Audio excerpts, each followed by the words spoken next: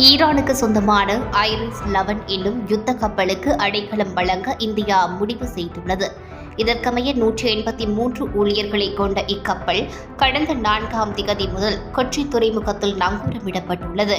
இக்கப்பலானது கடந்த பிப்ரவரி மாதம் 28ஆம் திகதி அடைக்கலம் கோரியிருந்த நிலையில் மார்ச் 1ஆம் திகதி அதற்கான அனுமதி வழங்கப்பட்டதாக இந்திய ஊடக தகவல்கள் தெரிவிக்கின்றன. சமீபத்திய நாட்களில் இந்திய பெருங்கடலில் நடக்கும் நிகழ்வுகளுடன் தொடர்புடைய 3வது ஈரானிய கடற்படை கப்பல் இதுவாகும் என்றும் தெரிவிக்கப்பட்டுள்ளது. இஸ்ரேல் ஈரானிய கப்பல்களை குறிவைத்து தாக்குதல்களை நடத்துகின்ற சம்பவம் அதிகரித்து வருகின்ற நிலையில் ஈரானிய கடற்படை கப்பல்கள் பாதுகாப்பு இடங்களை தேடி நகர்ந்து வருகின்றன. இந்திய கடற்படை பயிற்சிகளில் இருந்து திரும்பும் போது இலங்கையின் தெற்கு கடற்கரையில் இருந்து சுமார் 40 கடல் மைல் தொலைவில் சர்வதேச கடற்பரப்பில் ஈரானிய போர்க்கப்பலான IRIS டெனாவை அமெரிக்க நீர்மூழ்கி கப்பல் டார்பியோ மூழ்கடிக்க செய்ததும் குறிப்பிடத்தக்கது.